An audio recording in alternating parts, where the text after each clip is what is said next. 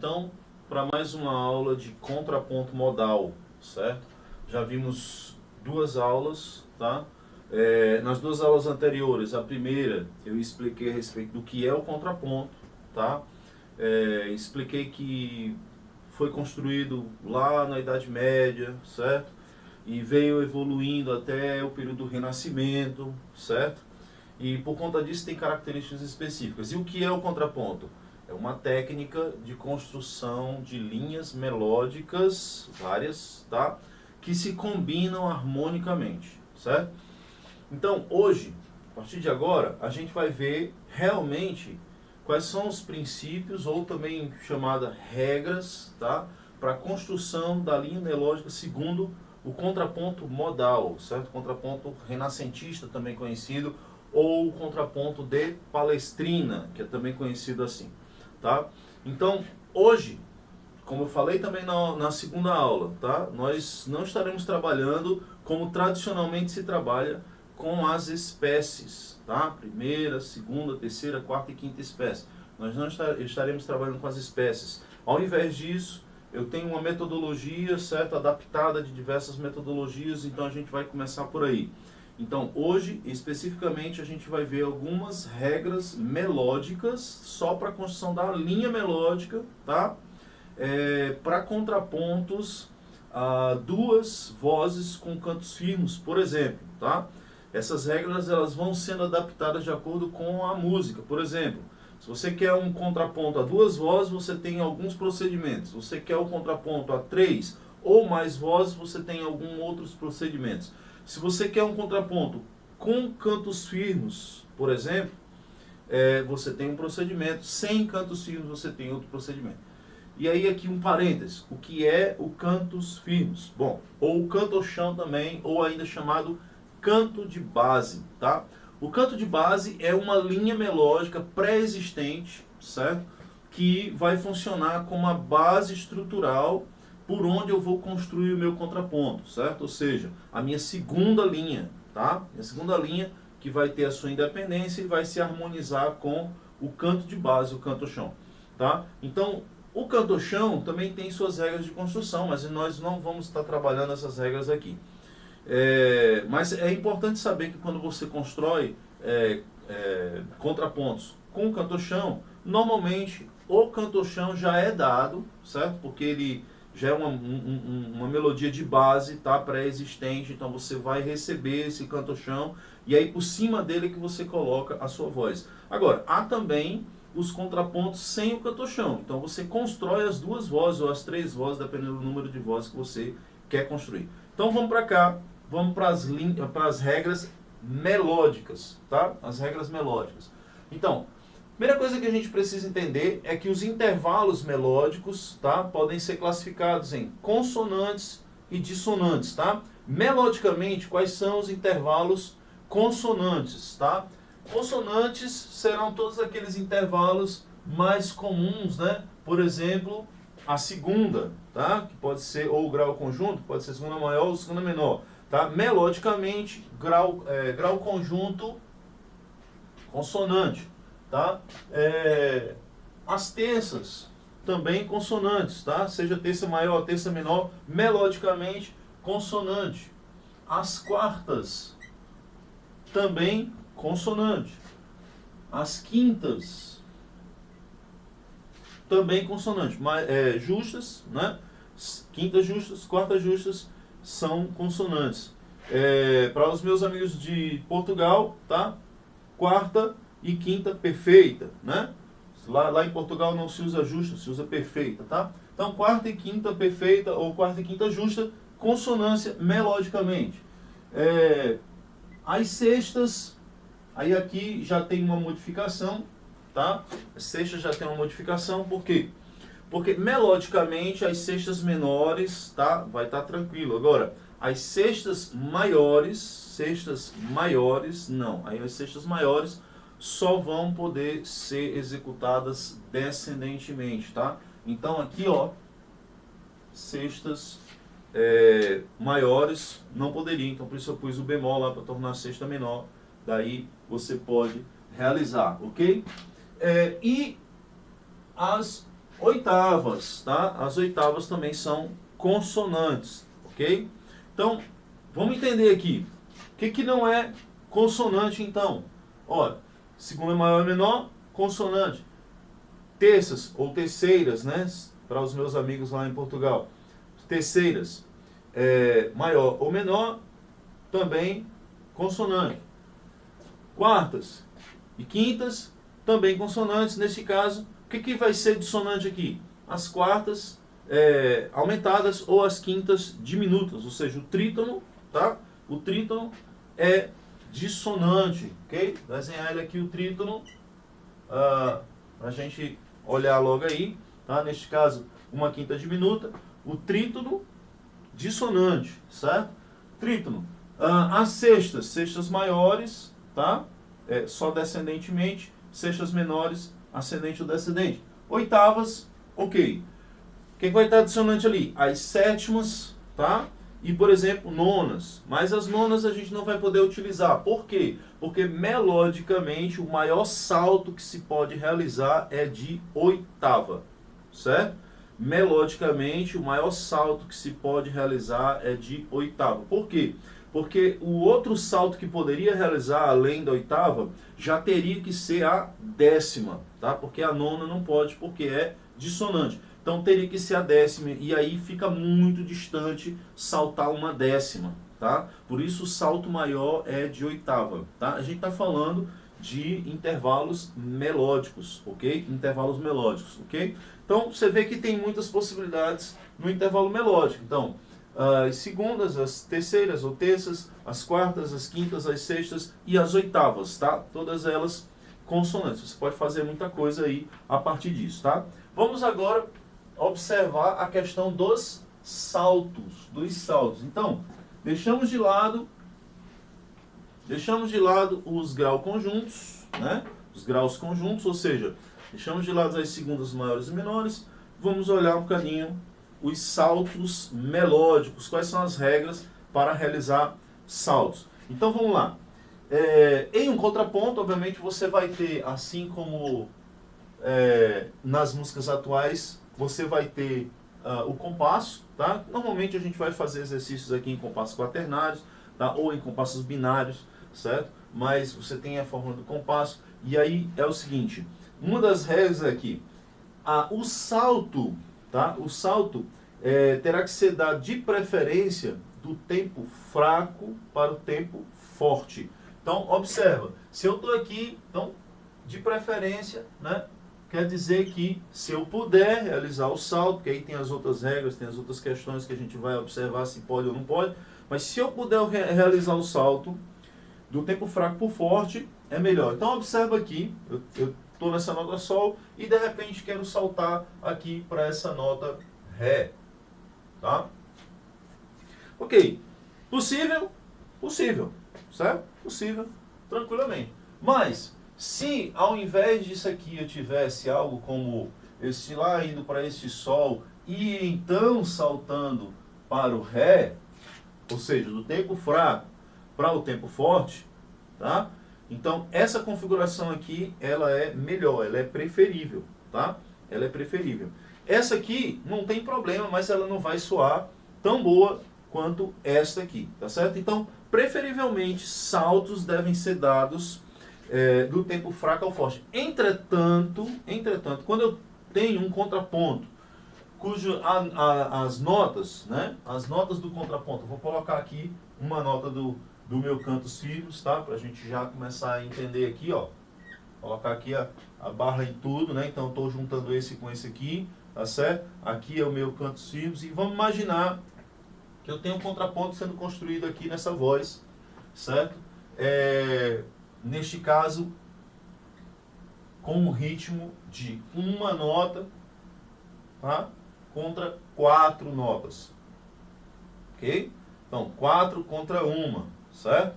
Para quem está acostumado com as espécies, 4 contra 1 é terceira espécie, tá certo? Então, a partir de um movimento melódico mais rápido, certo? Esta regra aqui, que deveria ser preferencialmente, torna-se obrigatória, ok? Então, Quando você tem na terceira espécie, saltos, estes devem ocorrer, tá? Sempre, agora não é preferencialmente, sempre do tempo fraco para o forte. Então, imaginemos aqui, eu tenho aqui uma sexta, tá? Tenho aqui uma quinta, ok? Até aí, tranquilo, né? Ó, com o Ré e o Si uma sexta, com o Ré e o Lá uma quinta, e eu quero saltar deste Lá aqui, por exemplo, para a oitava, que é o Ré, tá? E aí eu estou realizando esse salto do tempo fraco para o tempo forte, tá? Possível? Isso mesmo. Aqui sim está correto. Se eu fizer o contrário, por exemplo, se eu não fizer isso aqui, mas fizer algo como isso aqui, certo? Agora eu tenho uma terça e depois a oitava, tá? Neste caso aqui, ó, já não está legal, certo? Já não está legal, ok? Percebemos aí a questão também, porque você tem sexta maior aí do Fá para o Ré, né? É uma sexta maior aqui, mas entendeu? Salto do tempo fraco para o forte, certo? Vamos lá para a próxima. Salto do tempo fraco para o forte, preferencialmente em outros ritmos e na terceira espécie, obrigatoriamente, tá? Saltos consecutivos, tá? Quando você faz mais de um salto, vamos lá. Saltos consecutivos, na linha melódica ainda, eu vou fazer nesse sistema que vai ficar mais fácil de você ver. Salto consecutivo, tá? Ó, como é que é a história do salto consecutivo? Eu posso saltar consecutivamente, tá? Por exemplo, fiz aqui um salto de terça e agora fiz outro salto de terça, tá? Posso saltar consecutivamente, só que os saltos consecutivos deverão desenhar um arpejo de uma tríade, tá? Ou seja, ou eu faço duas terças, tá? Ou eu faço uma quarta e uma terça, ou eu faço uma terça e uma quarta, certo? Mas, então, duas terças, quartas e terças, terças e quartas. Eu não posso, por exemplo, saltar uma quinta e depois saltar uma terça, tá? Eu não posso saltar isso na mesma direção, viu, gente? Saltos consecutivos na mesma direção. Tá aqui, ó, saltos na mesma direção, certo? Depois eu vou colocar ali que tem algo a explicar ali. Então vamos lá. Salto na mesma direção, eu só posso até aqui, por quê? Porque se eu salto mais do que uma quarta, saltos maiores do que uma quarta, certo? Obrigatoriamente você vai precisar preparar o salto e você vai precisar compensar o salto. Daqui a pouco a gente chega aí, tá? Saltos maiores que uma quarta a gente chega daqui a pouco. Então, se eu fizer saltos consecutivos, né, para a mesma direção, eu precisarei utilizar ou duas terças, quarta terça, ou terças e quartas. Agora, para eu utilizar quartas e terças, tem outra regra que diz que, para eu utilizar quartas e terças, certo? Eu vou precisar manter o intervalo maior, que é quem? A quarta, certo? Intervalo maior, que é a quarta, vou ter que manter elas nas notas mais graves, ou seja, quarta e terças terá que ser saltos ascendentes, tá? Por exemplo, vou colocar isso um pouquinho atrás, poder combinar aqui, tá? Então, veja só, quartas e terças possíveis, tá? Entretanto, quartas e terças terá que sair em movimento ascendente, por quê? Porque o intervalo maior tem que estar nas vozes graves, tá? Nas vozes graves. Então você tem uma quarta aqui, ó, e depois uma terça. Então, intervalo grave e depois o intervalo, o intervalo maior e depois o intervalo menor, tá? Muito bem. E como eu tenho que manter o intervalo maior nas notas graves, tá? Intervalo maior nas notas graves. Então, saltar consecutivamente na mesma direção a terça e a quarta terá que ser descendente, né? Vamos fazer esse mesmo arpejinho aqui, ó. Então, terça aí, tá? E agora a quarta, certo? Agora a quarta. Então, Muito bem. Quartas, terças, terá que ser ascendente. Terças, quarta, terá que ser descendente. Professor, mas eu posso não saltar 2 saltos na mesma direção? É claro que você pode não ter que saltar 2 saltos na mesma direção, certo? Salta um, depois faz um grau conjunto, ou faz um grau conjunto, faz um salto, etc. Tá? Agora, aquela regra que eu havia falado, saltos maiores do que uma quarta, maiores. E aí, eu dou a dica para vocês. Tentem fazer também com a própria quarta, a não ser que você esteja fazendo algo assim, ou seja, saltando consecutivamente. Mas com a própria quarta, se você fizer, isso vai trazer um equilíbrio interessante à sua linha melódica, tá? Mas a regra em si diz que é a partir de quarta, certo? Então, quintas, sextas, oitavas, você terá que preparar o salto e compensar o salto. O que é preparar o salto? Preparar o salto, então vou desenhar aqui um salto maior do que uma quarta, vamos imaginar aqui uma quinta, tá certo? Uma quinta, então tem um salto de quinta aqui, tá? Muito bem. Então, preparar o salto, então o salto foi ascendente, né? Percebe? Então, preparar o salto é realizar um grau conjunto antes em movimento contrário. Ou seja, se o salto é ascendente, então eu vou realizar um grau conjunto antes descendente, tá? Então eu fiz um grau conjunto descendente aqui e agora eu salto. Cheguei lá na outra nota, eu preciso compensar ou resolver o salto, tá? Então, qual é a visão disso? É que todo salto grande cria, de certa maneira, uma tensão melódica. Essa que é a ideia, tá? Todo salto grande, ou seja, a partir de quinta, né? Todo salto grande cria uma tensão melódica, tá? E, portanto, essa tensão melódica tinha que ser resolvida, ela tinha que ser amenizada, tá? Ela tinha que ser equilibrada. E eu vou mostrar isso para vocês. Olha só. Preparei, saltei e agora eu vou compensar como? Da mesma maneira que você prepara. Ou seja, grau conjunto em direção oposta ao salto, certo? Grau conjunto em direção oposta ao salto. Então, cheguei aqui no Lá, grau conjunto oposto seria o Sol, tá? O Sol. Então, para eu realizar esse salto de quinta que está aqui, eu precisei preparar e depois resolver, tá? Então, no geral, a estrutura ela vai estar equilibrada. Por quê? Vamos lá. Porque o movimento como um todo, certo? Partiu deste Fá, certo? E terminou neste Sol, tá? Então, olha só que interessante.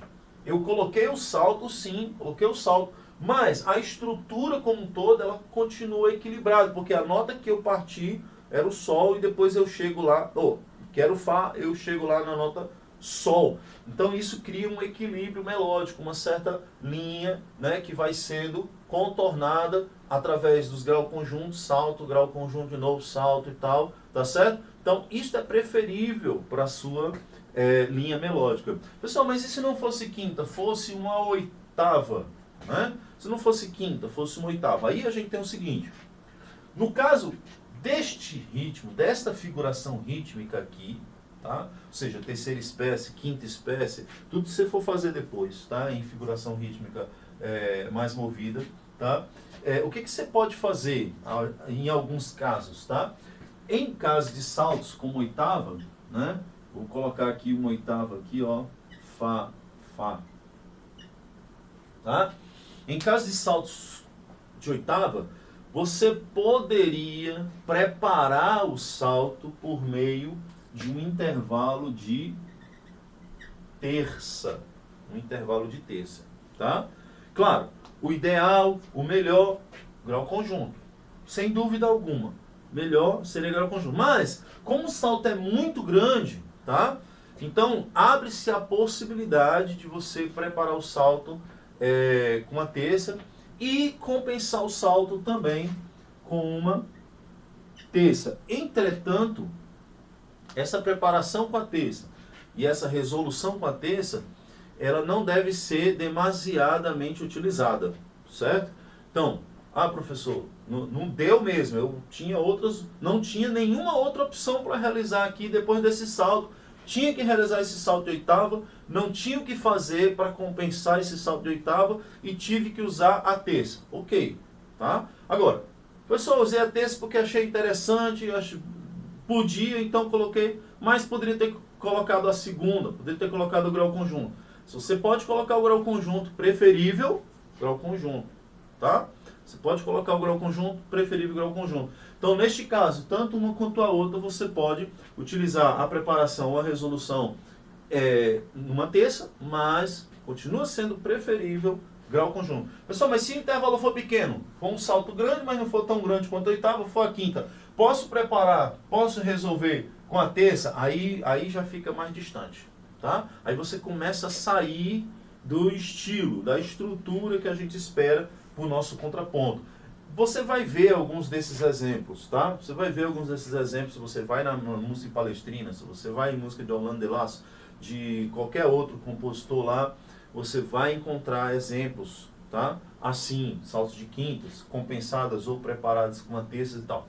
Mas aí já pode ser outra coisa acontecendo, tá? Aí já pode ser outra coisa acontecendo, principalmente de palestrina, já para o início do barroco e tal, que é a visão do arpejo da tríade, tá? Arpejo da tríade. Imagina aqui se eu tivesse Sol, tá? Descendo para o Mi e saltando uma quinta, aqui foi uma quarta, né? Saltando uma quinta para o Si, certo? Então você vai ter Sol, Mi, Si, que é a mesma coisa do arpejo de Mi, Sol, Si, tá?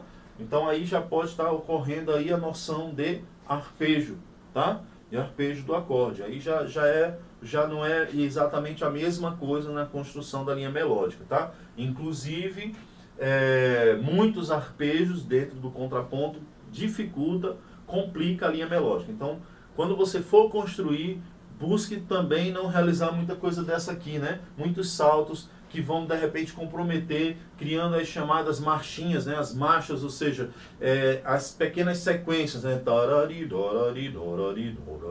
Isso deixa de ser uma linha melódica interessante, cantada, né? Talvez tocada sim, mas duvido até que tocada seja interessante, mas enfim, tem gente que gosta, né? Mas parece mais um exercício, né? Concorda? Se você toca um instrumento de sopro, por exemplo, trompete, trombone, tuba, qualquer outro instrumento de sopro, flauta, clarinete, fagote, você vai concordar comigo que esse tipo de arpejo parece mais com um exercício que você pratica todo dia, né? Aliás, todos os instrumentos, de modo geral, praticam esses exercícios, sejam cordas, sejam sopro, enfim, tá? Então, não é interessante para uma linha melódica, ela precisa ter mais organicidade, tá bom? Então vamos para cá. Acabou essas regras, vamos para as próximas. Então estou mostrando aqui os exemplos, né, de regras. Aí depois, obviamente, a gente vai começar a juntar tudo, tá? Para construir as nossas linhas melódicas. Antes disso, eu preciso mostrar para vocês como é que essas coisas podem funcionar, tá? Outra regra, então, são